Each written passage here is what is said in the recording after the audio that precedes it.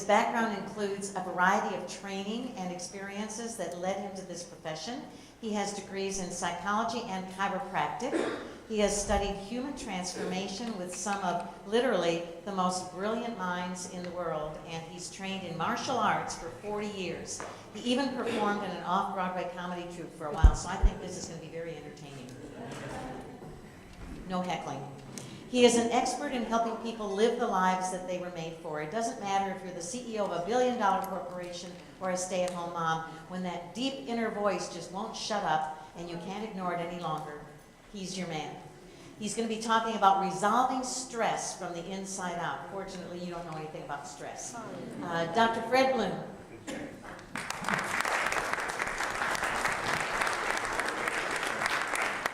Thank you. For the past 41 years of my life, I've spent just decades of my life and literally hundreds of thousands of dollars trying to resolve one simple question. And you'd think that would be an easy question to answer, but the truth was it wasn't that easy for me, and so I went on my own search. And as Kate shared, I went through many different avenues. I started training in martial arts when I was about 15 years old. I got my first black belt at about 19. Along the way, I studied psychology. I got a degree in that. I got a degree in chiropractic. I studied NLP and Reiki and really traveled all over the world, studying with some of the most amazing minds in the fields of philosophy and psychology and spirituality and human potential. And from the outside, if you were to look at me, it would really look like I had it together. So why was it that I was waking up most mornings wondering what the hell was wrong with me? Why was it after all these years that I still felt like I had to be in competition with my twin brother? Why would I wake up most mornings feeling somehow never quite enough? Well, it turns out that I was looking in the wrong place. That all that work that I was doing externally, while extremely valuable, wasn't going to give me the answers that I needed to find. So we're going to talk a little bit about stress today and what that means and how to begin to resolve it in a very different way than most of us have probably been taught. But before we get to that, I want to talk a little bit about how I invite you guys to listen to this presentation that we're going to give today. So there's a distinction that I'd like to make for you between information and insight. Now, most of us went to school, right? And we were taught to listen for information, right? We're taught to listen for the answer on the test. That's not the way I'm going to invite you guys to listen today. It's like, in other words, I don't want you to listen for, like, how is what I'm going to share, how does it fit into what you already know, put it in, like, different boxes in your head. Instead, I'm going to invite you to listen for something that we call insight. Insight's a little bit different. Insight, you guys all know what it is. You know that moment when you're trying to figure something out, you can't get there, it doesn't make any sense, and suddenly happens a lot in the shower, right? Or when you're driving your car, something like that, suddenly you go, oh. Something comes together, something occurs to you, something dawns on you that isn't necessarily linear with the flow of information to that point. Insight comes from a deeper place, and we're going to talk about that today as we go on. But the idea when you're listening to insight is I want you to listen to this presentation as though you were listening to music. Don't try and figure it out. You don't have to take notes. Just listen for that aha moment that may occur for you at some point. The light bulb moment, exactly. So let's talk about stress. Okay? Before I get into my definition, I'd love to hear from you guys. When I say stress, what does that mean to you? Some people yell something out. Panic. Time pressure. Lack of sleep. Indecision. Anxiety. Okay. Well-managed can help you grow. Say that again? Well-managed stress can help you grow. Well-managed stress can help you grow. Thank you. Now, interesting group, actually, and I'll acknowledge you for this, because most of the time when I ask that question of a group, they almost always will give external things. So they'll say, the job search, the economy, my kids, stuff like that. And so stress is always out there. But we're going to look at it a little bit differently here. I'm going to define stress as an assessment of reality based on the perception of limited resources. So think about that for a moment, right? If you don't feel like you have what you need to get whatever it is you need to get done, that feels stressful, doesn't it? So what does that look like? I don't have the time, I don't have the money, I don't have the contacts to get what I need done. Now there's only one problem with this definition. As I mentioned a moment ago, we're still looking at stress as though the problem were outside of us. It was now a lack of resources that's causing our stress. So we're going to shift that a little bit. We're going to talk about the difference between having resources and being resourceful. Most of you guys are probably familiar with Anthony Robbins, Tony Robbins, right? Very famous human potential motivational speaker. And Tony likes to say that the defining factor in life is never resources. It's resourcefulness. So what does that mean? What is resourcefulness? It means that I will do whatever it takes. If I don't have the money, I'll get the money. If I don't have the time, I'll make the time. So resourcefulness means I can find the resources. Whatever it takes, I'll do what it takes to get the job done. And so as we progress today, as you begin to listen to more of what I have to say, think about the difference in your life between where you've looked at life as a lack of resources versus I know you have both examples and times in your life when you've said, I'll get it done. And that's what resourcefulness feels like. So, chronic stress overload. This is a term that I created recently. Chronically operating in a state of low resourcefulness.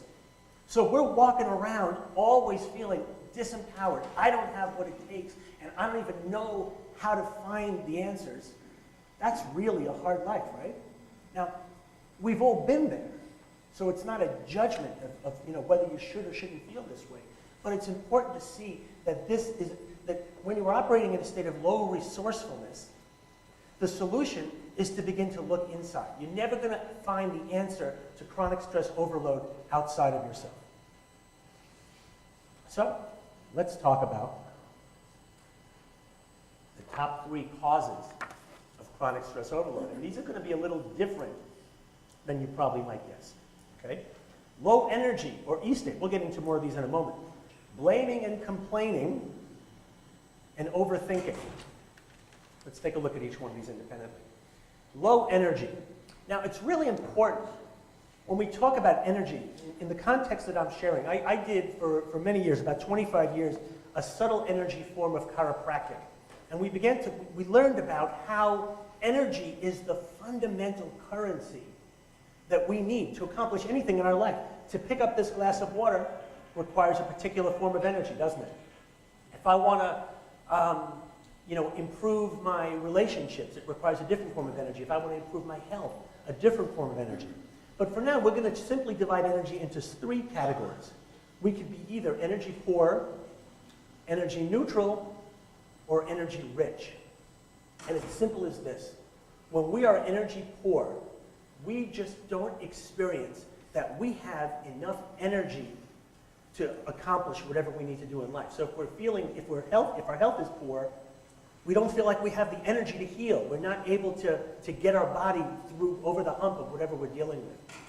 If in a job search, if we feel energy poor, we just feel like, I don't know what else to do. I feel like there's nothing else I can do to turn this around. When we're energy neutral, we're kind of getting by, right? Energy neutral is like, how are things? I'm fine, I'm okay, how are things? Same old, right? There's another, and by the way, if you're living in energy poor, energy neutral can be a huge improvement just to be able to get to that point where things don't feel bad all the time, where you don't feel like you're constantly operating at a deficit. But we're not designed to operate in energy neutral for any length of time. I like to think of it like when you throw a ball up in the air. You know how that ball hangs for just a moment? That's energy neutral. It's not a long-lasting state. We are not designed to hover in life for long. So we can't maintain that state for very long. Ultimately, either that ball's going to come down, or we're going to find a way to put more energy into the system, and that's like you throw the ball and it just keeps going up. And that's energy rich. Energy rich is like abundance. Somehow, whatever it is, you feel like you have the energy, the resources, the resourcefulness to get the job done. If you can't do it, you know someone who can help you. I'm from New York, we say, I know a guy, right? Yeah. So, energy rich just means I have what it takes, period.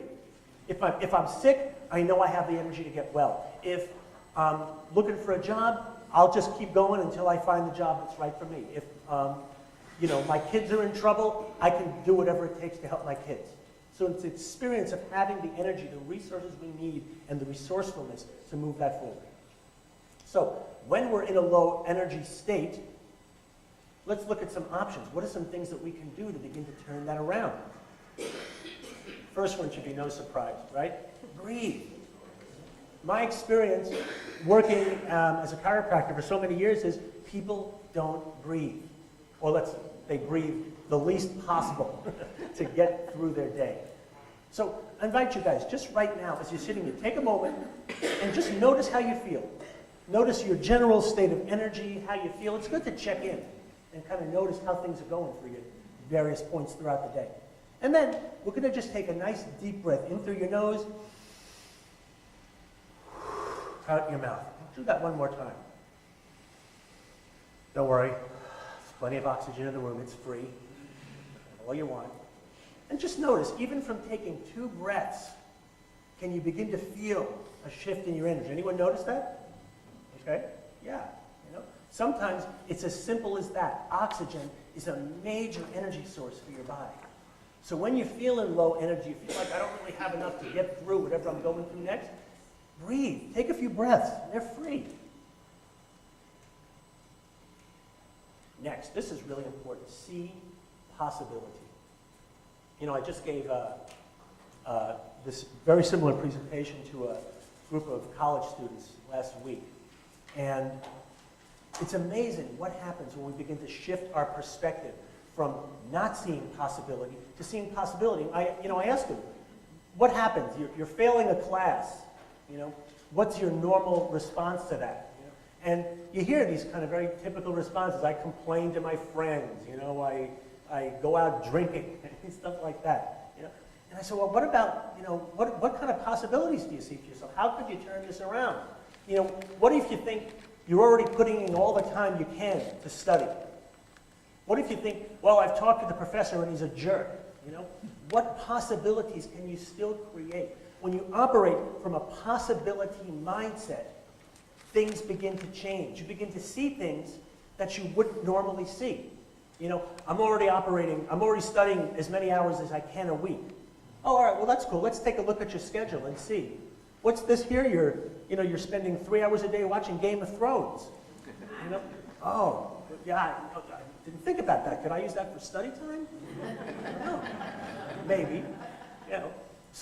But that's what happens, right? How many people, they just can't see a way out of a particular situation, and then someone says, yeah, well, what about this?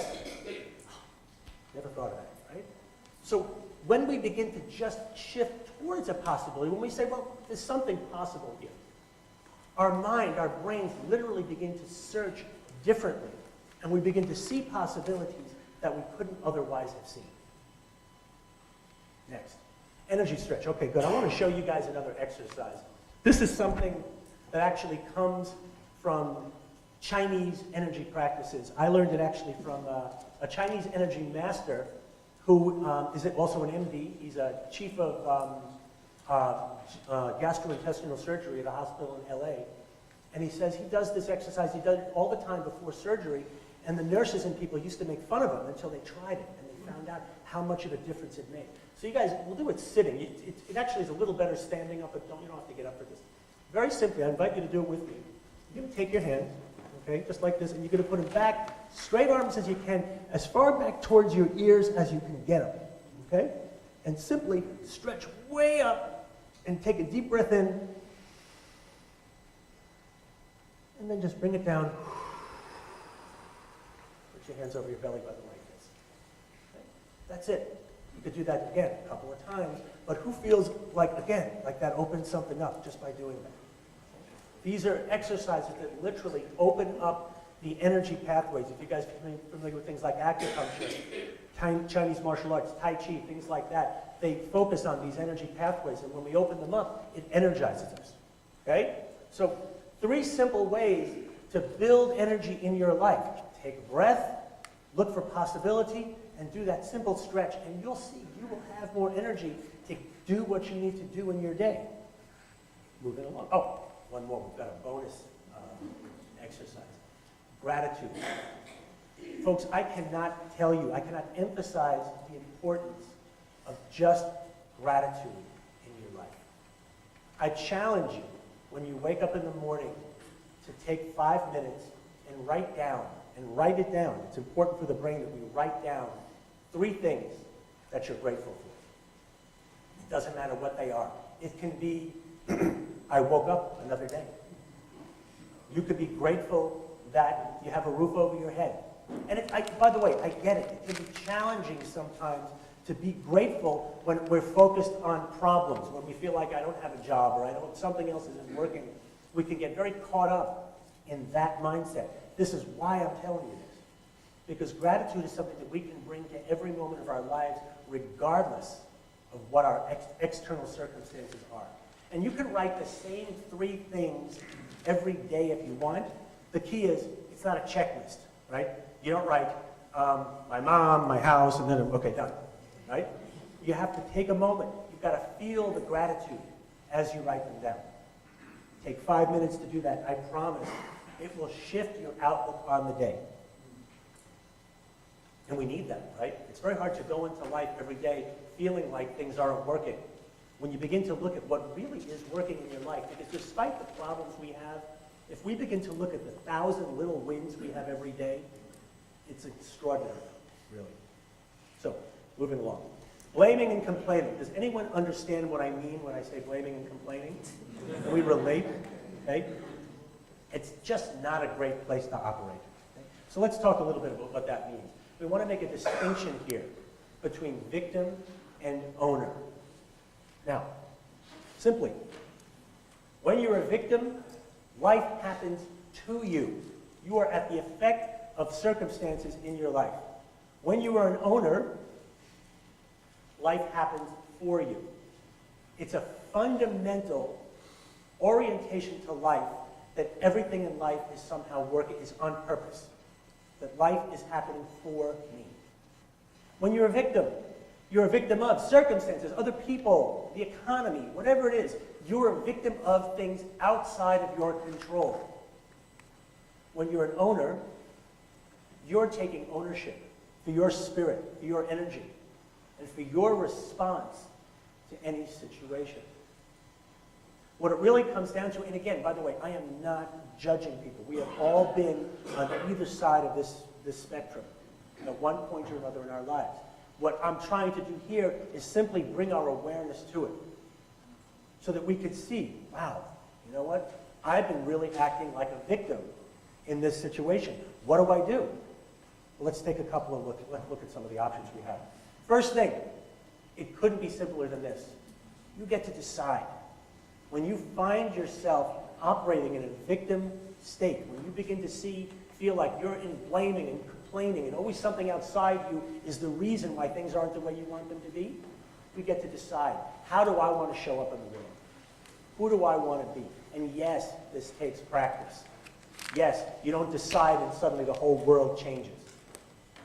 But with practice, you begin to see that you can literally make a decision as to how you want to show up in the world. And it doesn't mean we won't slip, we won't fall back. That's just the nature of being human in this world. But we always can make that new decision. Number 2, compassion. Now, this is a really big one. You know, the Buddhists, when Buddhists pray, they don't pray for themselves. They pray for all sentient beings. And they would, you know, they'll say things like, may all beings be happy. May all beings be free of suffering. Because they understand that that's all of us. All of us are striving for happiness.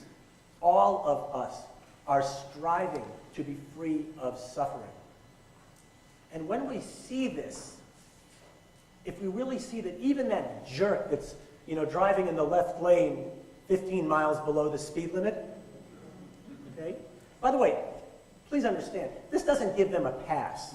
You understand? Okay? Like, it's okay to flash your brights at them or whatever, you know? It doesn't excuse bad behavior. It simply takes you out of the low energy state of blaming and complaining and raising your blood pressure over things that you can't control. Sometimes, you know, people just space out. They're in the wrong lane and they're driving too slow, and they're really a good human being, just like you are. Driving, you know, they're still just like you. They want to be happy.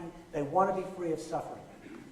And in that moment, when we can see that they really are just like us, and they're having a senior moment, we can, you know, it allows us to get back into what's really more important in life than blaming or getting upset about things outside of ourselves.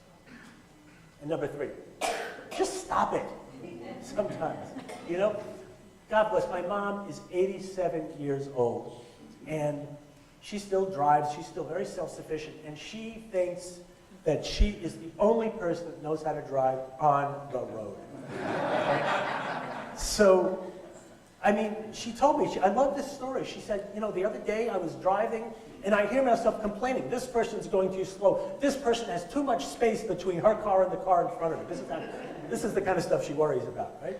And she said, I was going on, and all of a sudden I heard myself, and she literally yelled in the car, "Stop it!"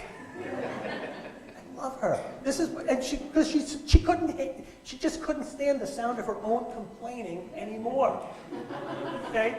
How cool is that, right? But that's what I'm offering you guys, right? Just sometimes, just cut it out. When you catch yourself doing it, say, you know what? Just stop it. I'm not that person. It really is that simple sometimes. And unfortunately, I have this great video. You guys remember Bob Newhart? So unfortunately, we can't get this to play, but if you want to see a really fun video that illustrates this point, look up Bob Newhart Stop It on YouTube, and you'll find that it's 5 or 6 minutes long, and I won't give it away, but it's really fun. Okay? Moving on. Third cause of chronic stress overload, overthinking. So I want to make a distinction for you guys right now that may very well change your life.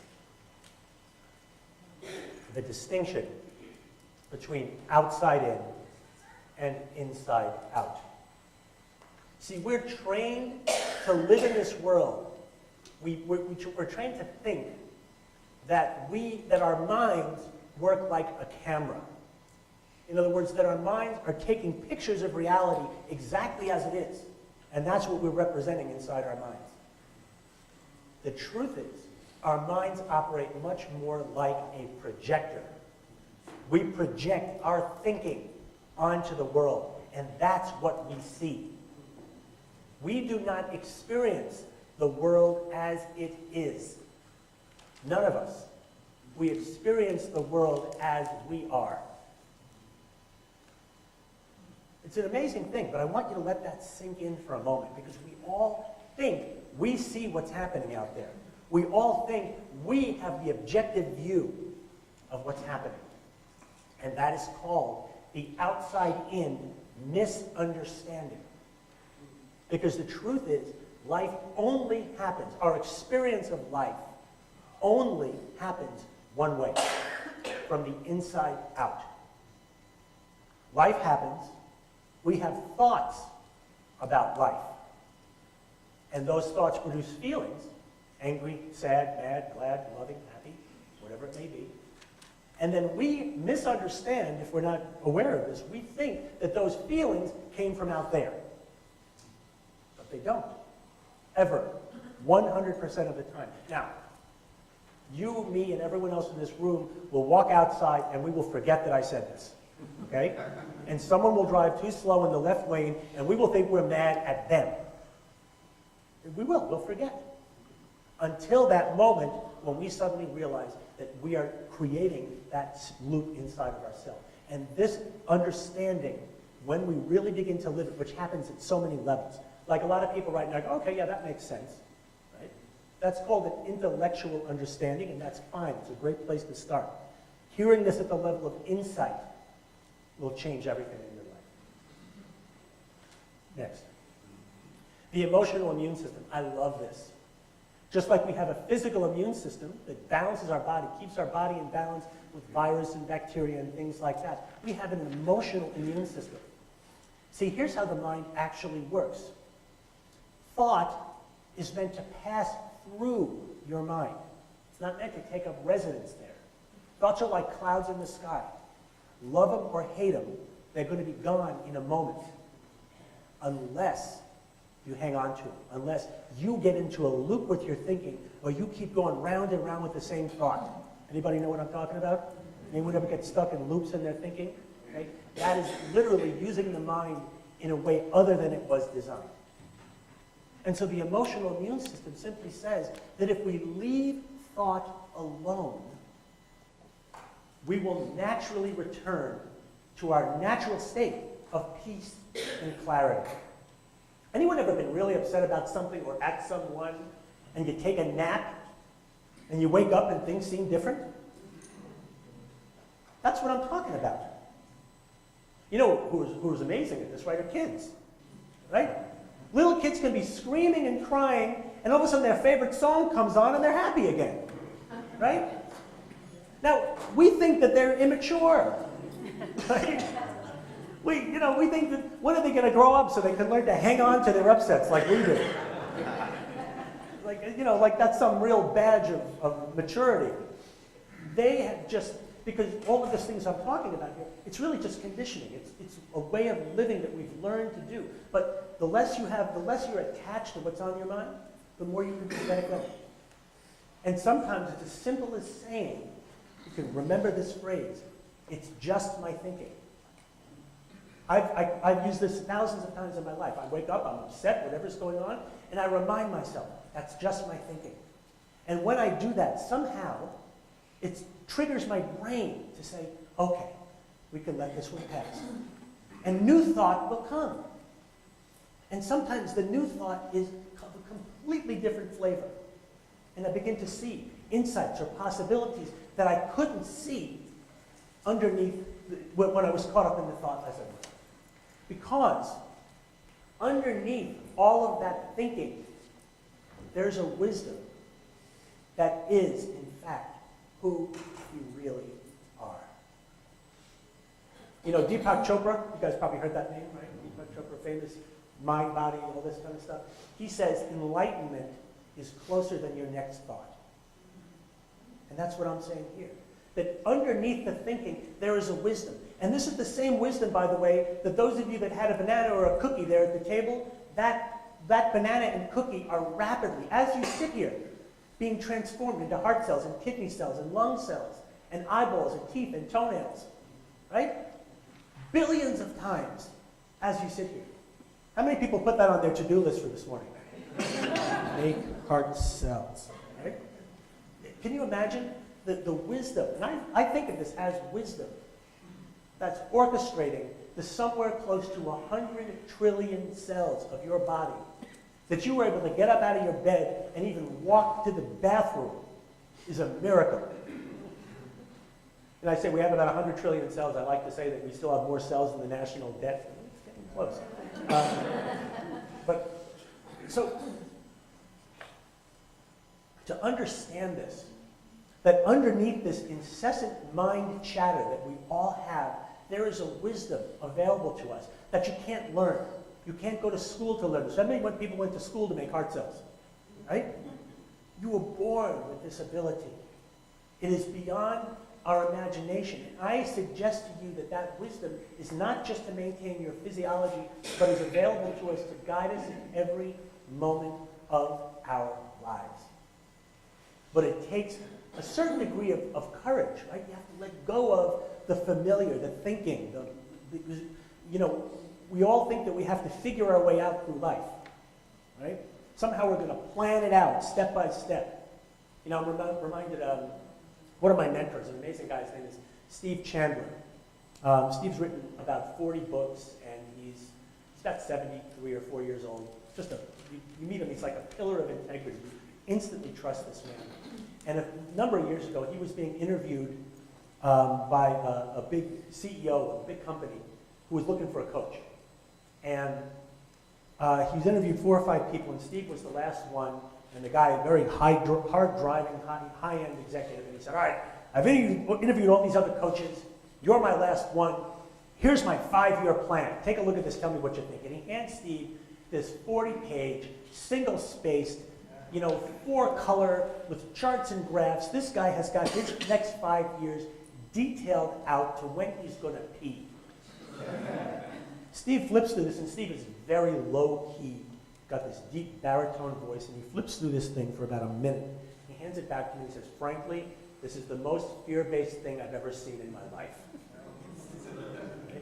That got the guy's attention, right? Because what do you think all the other coaches he spoke to said? Okay, we're going to break these goals down into smaller parts, and we're going to create accountability, and we're going to all that kind of stuff, right? By the way, nothing wrong with that. But Steve's position was, how the hell are you going to know where you're going to be in 5 years? Like, can you leave a little room in this plan for magic to happen? For something to unfold that maybe in your infinite, what I would call your educated mind versus your innate mind, can you leave a little space in your educated mind for something to happen that you couldn't predict? In the military, they say, the greatest plans rarely survive contact with the enemy. What did Mike Tyson used to say? Everybody's a champion until they get hit in the face, right? Mike Tyson could get away with saying that. But so the idea is that when we begin to recognize that there's a wisdom in us that really is, and again, you've all had experiences of this. You know what I'm talking about. It's just that we're not trained to operate from that or to trust it as an operating system for our lives. So let's move on. Let's look at some solutions. When we get into that trap of overthinking, what a shot. Take a breath. Okay? Now this is a different breath this time. Okay? What if, and we'll try this together, instead of breathing to try and energize ourselves, what if this time we try to breathe in more peace? So close your eyes again. And just take a breath in through your nose, and as you're breathing in, imagine that you could breathe in peace. Breathe in serenity, breathe in light. Do that a couple times. Breathe in your nose and out your mouth.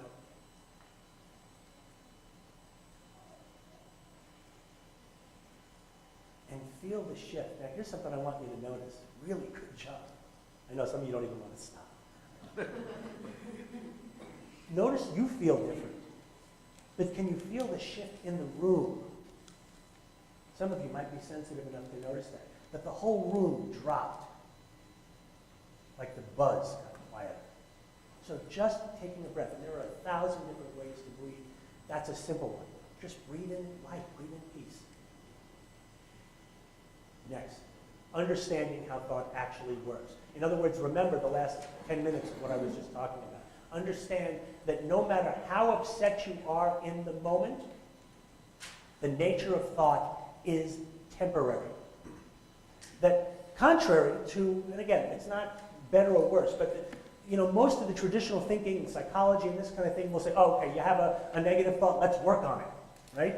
Let's change it. Let's figure out where it came from, your past, your mother, all this kind of stuff. And I'm suggesting, what if you just left it alone for a minute? I have a saying with my clients. I say, go get ice cream. When they're upset, they're thinking about something, they're overthinking, go get ice cream. That means let it go. Go, do something else. It doesn't mean actually go get ice cream because they don't weigh 600 pounds. But you get the idea, right? Sometimes just knowing that thought is temporary, knowing that we have this emotional immune system is enough to just relax. Sometimes you need to walk away. It doesn't always help to work harder, to try harder to figure something out. Take a nap. Go work on something else. Sometimes it's okay to say, I'm going to watch an episode of Game of Thrones on Netflix or whatever it is, just to get my mind off that problem for a little while. Let some deeper part of me work on it. Okay? There's a great story. Benjamin Disraeli, who was a prime minister in Great Britain a number of years ago, he's meeting with another head of state. And as they're having their meeting, someone bursts in the door and they say, Prime Minister, it's terrible, it's crisis, problems, and they're all upset. And the Prime Minister looks at them very sternly and says, Marjorie, remember rule number 6. And she said, I'm so sorry, Prime Minister, you're absolutely right. And she walked out the door. They go on with their meeting.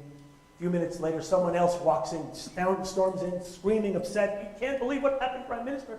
And he said, Nathaniel, remember rule number 6. I'm so sorry, you're absolutely right, Prime Minister. He walked out the door.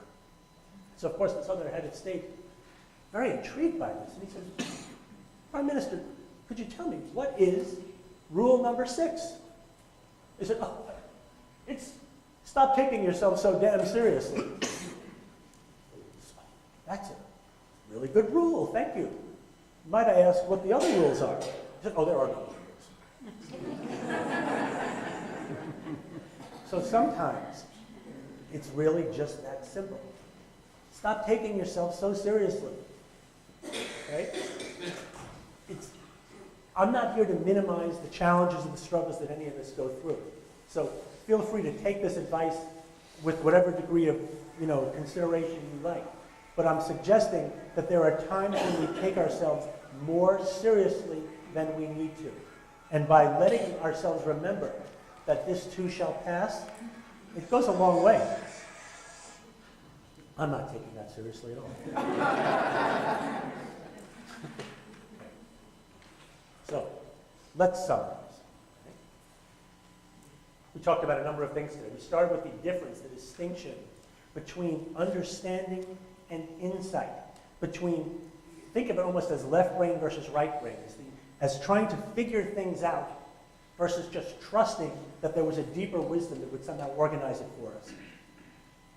We talked about the difference between resources and resourcefulness, between trying to find the answers and the solutions outside of ourselves versus knowing that we can find a way. Talked about the energy states, energy poor, energy rich, energy neutral, and energy poor. And it's very useful to be able to assess that at any point in time. What's my energy state right now? And if you notice that you're in an energy poor state, that becomes job number 1.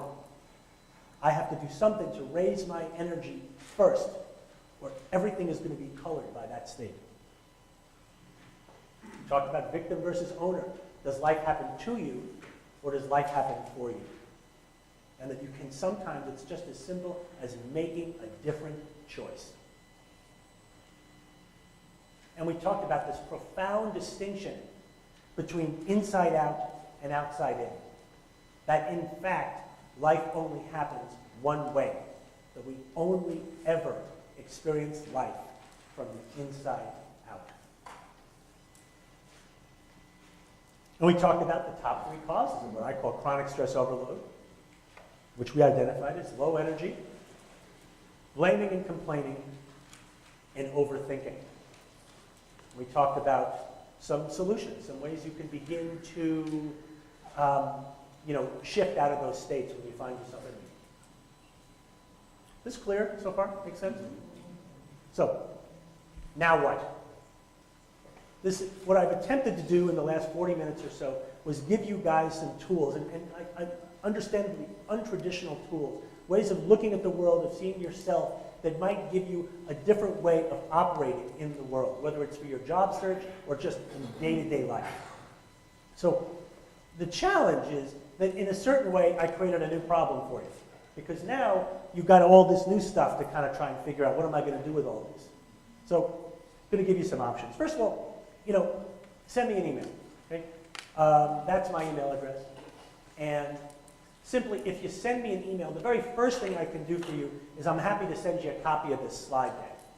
So for those of you who've been taking pictures of all the slides, that's really cool, but I can send it to you, make it a little simpler for you. Just send me an email that says, you are awesome, I want to be like you when I grow up, whatever. And I'll, even if you say you suck, I'll still send you the email with the slide deck. And I'll send you whatever other cool stuff I have on my hard drive or something I'm creating in the moment. I'm not going to spam you, it's not like that. If I ever send emails out, it's like once every 10 days or something. And they're usually 3 paragraphs, something that hopefully will give you a little more insight or a little more opportunity to operate from the inside-out perspective. So that's just something, if anyone would like to have a little more time with this understanding, I'm happy to share that with you. Secondly, For those of you who would maybe like a little more support, put in the subject line of the email strategy session, and we'll set up a time to talk. This is not, I want to be very clear, it is not a sales pitch. I'm not trying to sell my service to you guys. It's just simply the possibility, if I could be of service. If you're wondering, how can I apply some of the things I just shared with you in your life, in a particular situation, send me an email. We'll set up a time. We'll spend 15 or 20 minutes on the phone. Possibly, I can be some of assistance or of service. That would be my pleasure to do that. So if there's any way that I can help or serve you beyond this hour or so of our time, please let me know. And lastly, I shared this with the college students, and that was my main intention, was to send them out into the world with that, but I decided to leave it in, because I don't think it's ever advice that goes out of style. It can be very draining to get up every morning and look for a job or go to a job that you don't like, or whatever it may be. And I want you to remember that you matter. I don't want this to be like some kind of Hallmark card kind of advice. I want you to get that you really do. And I want to do one last exercise with you, just to kind of drive that home. We're going to do another breathing exercise. And it's going to be similar to the one we did a moment ago. So if you indulge me one more time and close your eyes. Just want you to take a breath in like you did before. Just breathe in peace. And just kind of allow yourself to come back into that state of peacefulness. Just let the room kind of fade away for a moment. And just let yourself experience that state of peace. Really good. And as you're experiencing that peacefulness now, I want you to expand it. Imagine that you could spread that peacefulness like a pebble dropped in a pond out into the room, so that it is expanding to fill this entire space of this room. And now imagine that you could keep going, that just by taking one more breath, you could expand it into this entire building. Expand it into the city of Austin. Just imagine that you could take one more breath and expand it into the state of Texas, the great state of Texas. And just experience that for a moment. Just be present with your ripples going all the way out to the entire state, or beyond if you like. And when you're ready, come on back. Notice again, first of all, how you feel. And then notice the state in the room. Notice that what you did right there made a difference, that each one of the people in this room contributed to this room shifting. And the nature of these ripples that you create is they go on forever. Now, if there were someone in this room that was really angry, really upset, they could have an impact on this space as well. So when you walk into a room, you make a difference. You matter just by how you show up, by who you're being. And by remembering that, we can remember sometimes to make the decision to show up differently in the world. And that's my hope for you guys as we round this presentation up, that you remember that every one of us, if we want to change the world, not to get political, but I don't think it's going to matter who we have in the office, what kind of laws we pass or don't pass. Those things do matter in a way. But I think ultimately the world is going to change in each one of us. It's going to change at the level of consciousness first. So I think if more of us understood and really took responsibility for that, the world would change a lot faster.